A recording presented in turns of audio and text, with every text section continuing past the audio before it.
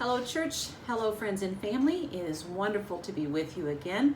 I hope and pray that you are safe and well and that you've had a great week. Former President Ronald Reagan once had an aunt who took him to a cobbler for a new pair of shoes. The cobbler asked young Reagan, "Do you want square toes or round toes?" Unable to decide, Reagan didn't answer, so the cobbler gave him a few days. Several days later, the cobbler saw Reagan on the street and asked him again what kind of toes he wanted on his shoes. Reagan still couldn't decide, and so the shoemaker replied, "Well, come by in a couple of days, your shoes will be ready." When the future president did so, he found one square-toed shoe and one round-toed shoe. "This will teach you to never let people make decisions for you," the cobbler said to his indecisive customer. "I learned right then and there," Reagan said later, "if you don't make your own decisions, someone else will." How good are you at making decisions? Are you one of those people who can quickly assess a situation and make a decision right there on the spot? Or are you someone who needs time to weigh all of the options first and then make your decision? Or are you someone like young Ronald Reagan who just can't seem to ever decide? Today's passage from Isaiah is about making a decision. Listen to what the prophet has to say. This is Isaiah 44, verses 6 through 8. "Thus says the Lord, the King of Israel, and his Redeemer, the Lord of hosts. I am the first and I am the last. Besides me there is no God. Who is like me? Let them proclaim it. Let them declare and set it forth before me. Who has announced from of old the things to come? Let them tell us what is yet to be. Do not fear or be afraid. Have I not told you from of old and declared it? You are my witnesses. Is there any God besides me?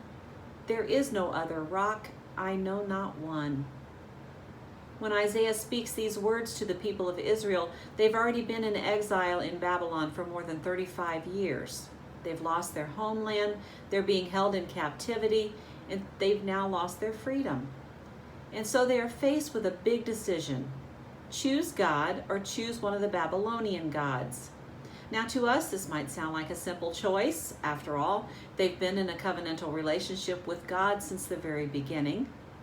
Yes, they've learned the hard way what happens when they don't live up to their end of the covenant. Yet even through the darkest times, they have remained in covenant with their God. By now, though, those early Israelites who formed that original covenant with God have long died off. Their children have died off. These people are the descendants of those early Israelites, and they're having trouble remembering that covenant with God because they see no sign that God has remembered them. They've lost everything. Where is their ancestors' God now? Maybe it's time to cut their losses and sign on with one of these other gods who seem to be paying attention to what's going on. Think about it. Choose the God of Israel, and you'll most likely continue to live in captivity. Choose one of the Babylonian gods, and maybe you'll have plenty of food to eat. Maybe you'll be successful in whatever business you're involved in. Maybe you'll even become a skilled writer, which was highly valued back then. About this idea that a person's material and financial success is tied to their faith, this wasn't just an ancient myth. There are pastors today who stand in their pulpits preaching a prosperity gospel. They say to their congregations, if you pray often enough, give enough money, do enough good works, and get yourself right with God, God will bless you with riches and success. There are so many things that are wrong with this kind of message. First of all, is our motivation for doing good things in this world to be rewarded? I believe we call this works righteousness, and the church took a pretty strong stance against it way back in the days of the Reformation. Are we trying to get on God's good side so that God will shower us with money? What's the point of that? So that we can live in a bigger house, drive a fancy car, build up a giant pile of money to help us feel more secure? Another thing that's wrong with the prosperity gospel type of thinking is, if we believe God will reward us for our good deeds, will God then punish us when we fall short? And we will fall short. Think back to the story of Job. You remember Job. Job's friends insisted that he must have done something to anger God, or else all of those horrible things wouldn't be happening to him. Why else would everything have been taken from him? But Job hadn't done anything wrong. You may recall that the point of that story was that bad things sometimes happen to good people.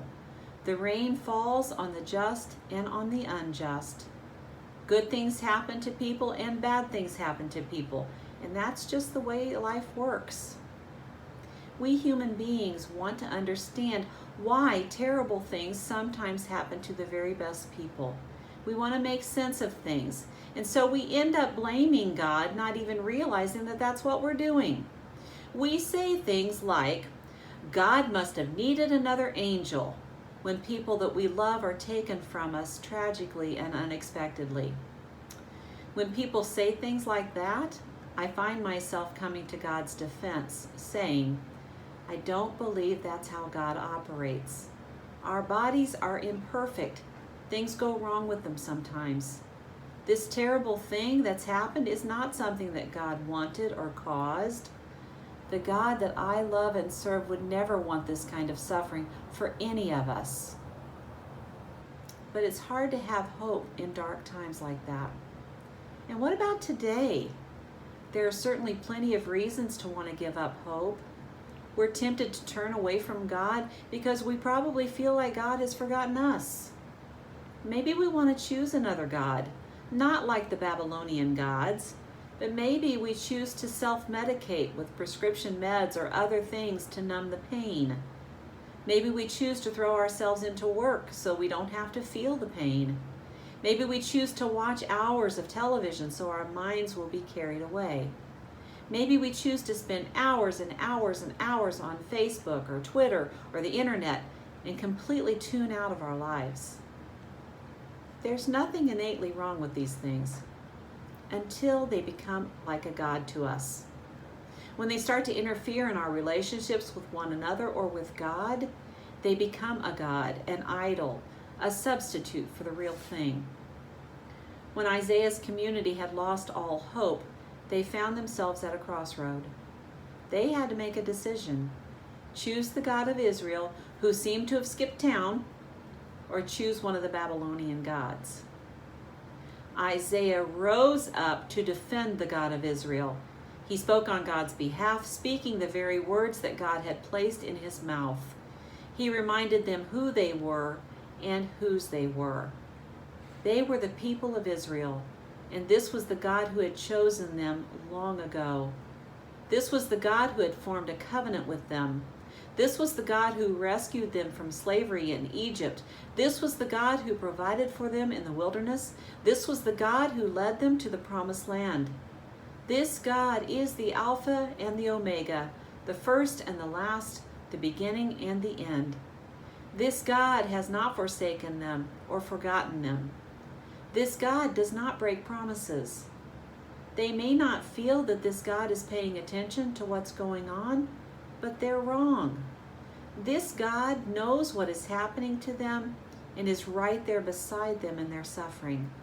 This God has always been and will always be their rock. There is no other God besides this God.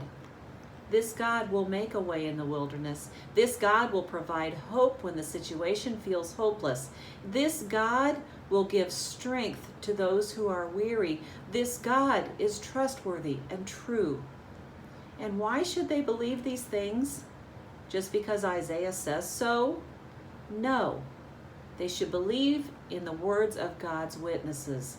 There have been people since the very beginning of time who have witnessed the great things that God has done. They didn't keep it to themselves, did they? They saw, experienced, and then shared it with others. If they hadn't, we wouldn't have the Bible. We wouldn't know those old stories in the scriptures. We might not even have our faith. Without those faithful witnesses, maybe Christianity would never have been born at all. If Isaiah hadn't defended God and his community had chosen one of the Babylonian gods, would their covenant with the God of Israel have been broken? We can't know for sure. But we do know that Isaiah's words that day were exactly what they needed to hear to help them make the right choice. Isaiah was God's witness. He didn't woo them with promises that everything would be A-OK right away if they chose God. He didn't say, hey folks, if you pray enough, give enough money, and do enough good things, God will shower you with riches and success. No, he never said that. Instead, he gave them a little history lesson, reminding them who they were and whose they were. He didn't tell them that there would never again be pain and suffering. He didn't tell them that nothing bad would ever happen to them again. He reminded them that God would be with them always, just as God had always been with them since the very beginning. God would be with them in their joys and in their sorrows. God would be with them in their triumphs and their tragedies. God wouldn't take away their difficulties, but God would walk alongside them through those difficulties. Why choose God? Because God first chose us, every one of us. And God continues to choose us every single day. God's promise to the people of Israel is the same as God's promise to us. I will be your God and you will be my people. I will never leave you or forsake you. In verse 8, Isaiah speaks for God, saying, do not fear or be afraid. Have I not told you from of old and declared it? You are my witnesses. My friends, we are God's witnesses, just as Isaiah was. Will the things that we say and do cause others to want to choose God? I suppose only God really knows the answer to that. However, like the sower in last Sunday's parable, our job is to keep sowing seeds everywhere and then leave the rest up to God. And not because of the rewards that we think we'll get, but because choosing God means doing what is right and good for the whole world. Choose God or don't choose God. The choice is yours and mine. But God has already chosen you and me, whether we like it or not. So half the work is already done. Be witnesses for God, my friends. Show and tell the world that our God is worth choosing. Amen. Be safe and be well. Wear your mask and remember that you are loved. Have a great week.